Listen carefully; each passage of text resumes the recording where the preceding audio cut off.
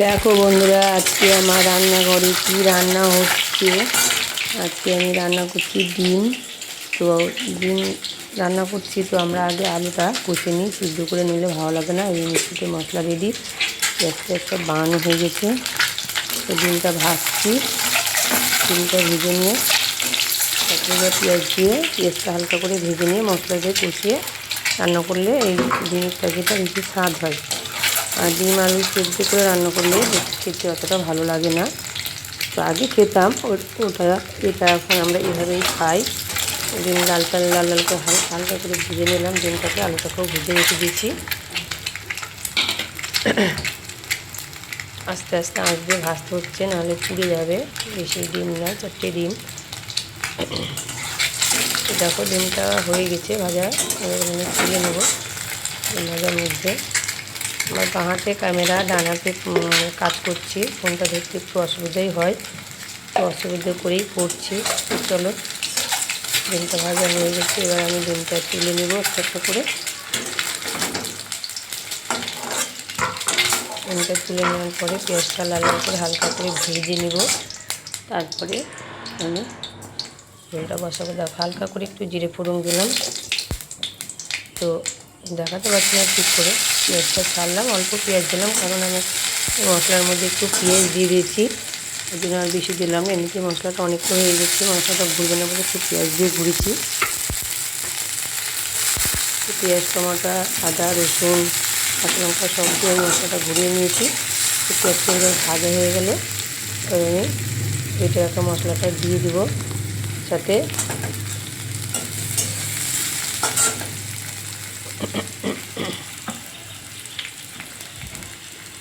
দেখো পেঁয়াজটা মনে হয় হয়ে গেছে ভাজা। একে এক হাত থেকে মশলাটা রেডি করতেও পারছি না ঠিকঠাকভাবে, জলটা মনে একটু বেশি পড়ে গেলো মশলাতে। একটু ফোন ধরে আছে বা হাতে, এদিকে ডান হাতে মশলাটা।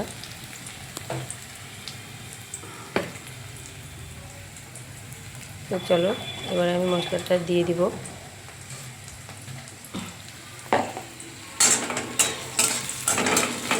ভাজা হয়ে গেছে, এবার মশলাটা দিয়ে দেবো।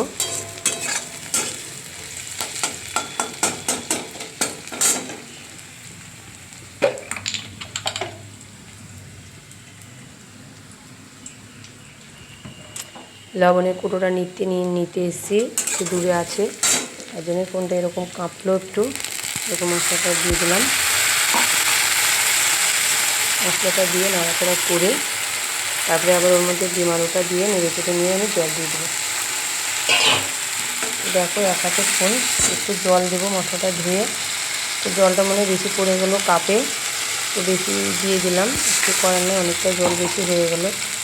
জলটা নাড়াচাড়া করি, এর মধ্যে লবণ সব মশলা দিয়ে নাড়াচাড়া করে নিই। তারপরে ডিম আলুটা ছাড়বো এর মধ্যে।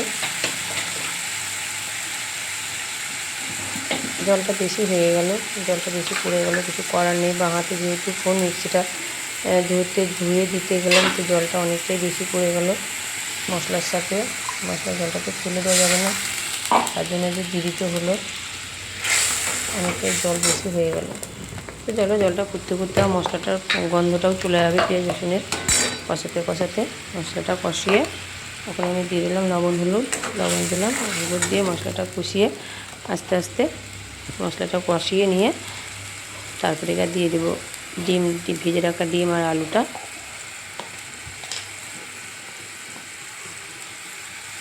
হলুদ দিয়ে দিলাম।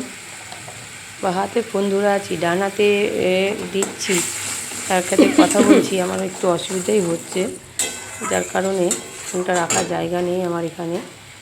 আমি এভাবে ভিডিও ওই জন্য কমই দিই, আমার অসুবিধা হয় একটু। রান্নার ভিডিওটা করতে তাও অসুবিধা হয়, তো অসুবিধা করে একটা বানিয়ে ফেললাম আজকে। ভিডিও সেরকম কিছু পোস্ট করার ছিল না বলে ভাবলাম রান্নার ভিডিওটাই আজকে দেখিয়ে দিই। তো যারা ভিডিও পোস্ট করো তারা জানোই যে টাইম টেবিল ভিডিওটা পোস্ট দিতেই হবে, নাহলে আবার সমস্যা হয়। তো যার কারণে আমাকে এই ভিডিওটা এইভাবেই বানাতে হলো, কিছু করার নেই। তো চলো, দেখো আমার মশলাটা একটু দেরি হবে, যেহেতু জলটা একটু বেশি পড়ে গেছে, নাড়াচাড়া করতে একটু দেরি হবে। নাড়াচাড়া করে নিয়ে ভেজে রাখা ডিম আলুটা আমি ওর মধ্যে দিয়ে দেবো। তো চলো সবাইকে টাটা, বাই বাই।